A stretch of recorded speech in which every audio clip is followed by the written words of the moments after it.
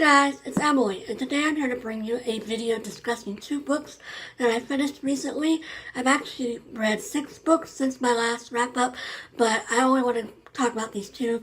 They're both really beautiful books, and I just wanted to share them. If you're interested in the other 4 books that I read, they are all on my Goodreads, which is linked down there. So let's just get right into these 2 books that are really beautiful and that I want to show y'all. The first book I want to mention is the last book that I finished in September, and that is The Gorgeous Nothings, Emily Dickinson's envelope poems, which is edited by Marta, Werner, and Bervin, and then there's a preface by Susan Howe, and of course all of the poetry in here is written by Emily Dickinson. This is a really cool book, and it's a bunch of really high quality scans of Emily Dickinson's envelope poems. So let me find you a really cool one. Okay, look at this.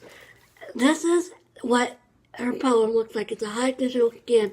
And then on this other page, I don't know if you can see it very well, but there's like a key so you can see exactly what word is here and the shape, and it's just really cool. And let me show you some more. They're just really fabulous. Look at this one.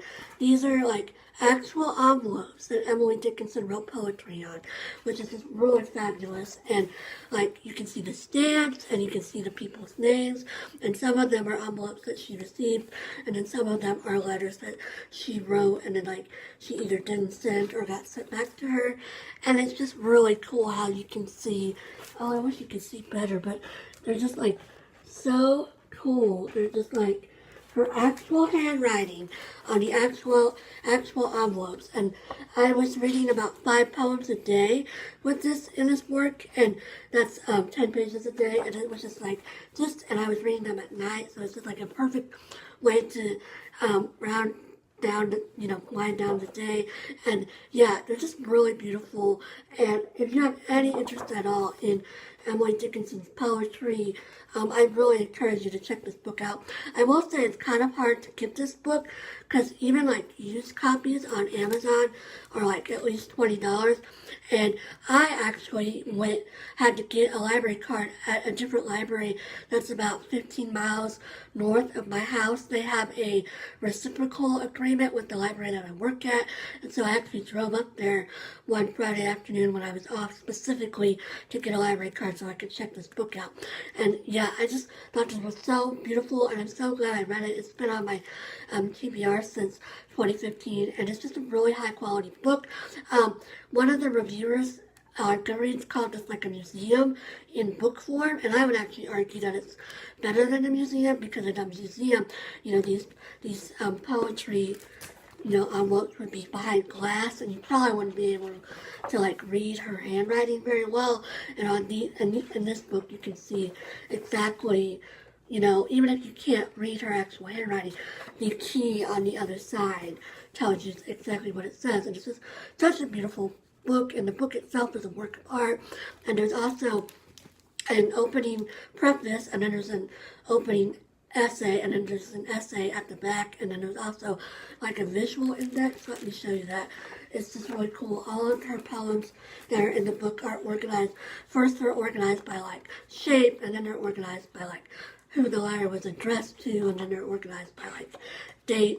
So it's really cool. It's just a really well designed book, and it's just really, really beautiful, and I highly recommend it if you have any interest at all in Emily Dickinson's poetry.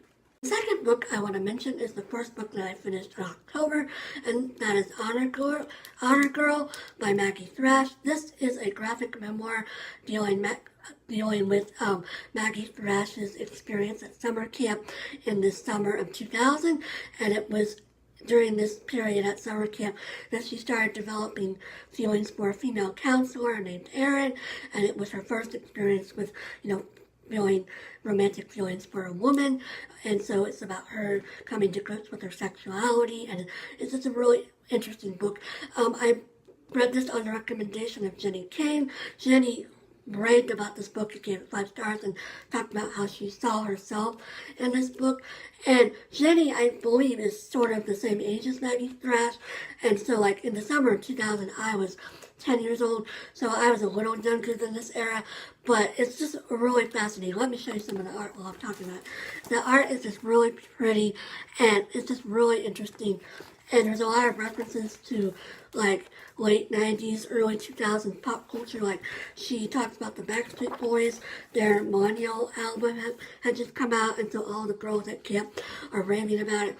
And she also talks about, this takes place in a rural summer camp in Kentucky, and Maggie at the time is living in Atlanta, and so she's also talking about, like, rural attitudes versus city attitudes, and all the girls other than her, live in that area. And she goes there because her mother and her grandmother went there, so she's a legacy camper. But it's just a really beautiful book, and it's just really interesting how it talks about the emotions and the stresses of, like, figuring out who you are, and the stresses of teenagerhood, and it's just really a wonderful book, and I highly recommend it if you're looking for a graphic memoir to check out. I read this in about 3 days. It's a really fast read. I read a little bit every night after work, and yeah, it's just really beautiful.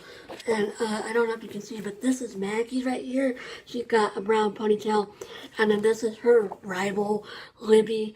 And Maggie, in addition to discovering, her sexuality and figuring out who she is, she's also a rifle shooter, and so she, in the course of the book, she gets her DE, which is her designated, oh man, now I forgot what it's called, but it's her, like, the ultimate rating that you can get as a rifle shooter at the camp, and she hits all the targets she needs to hit to get it, and it's also really, so it's like her personal challenge of the summer, as well as this relationship she's having with Aaron.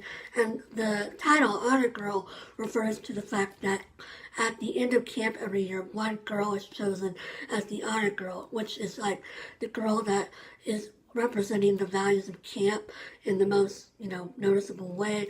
And it's like a thing that the counselors vote on. And so it's just, what all the girls are striving for and their ideal. And so Maggie is sort of talking about how she can never meet that ideal because of these newfound feelings that she's having for Aaron. But again, really gorgeously designed book. The art is very beautiful. The story is very beautiful. I highly recommend this if you're looking for a graphic novel, or if you're looking for a book to give to a young teenager who might be struggling with their sexuality. It's just a really, really beautiful book. I highly recommend it. So yeah, both of these books are really gorgeous, and I highly recommend them, and I enjoyed reading both of them, and they're just very beautifully designed books, and they're so moving in their own way, and yeah, I just really love both of these books, and I wanted to share them with y'all. So I hope everybody's having a great day and that you're reading some good books.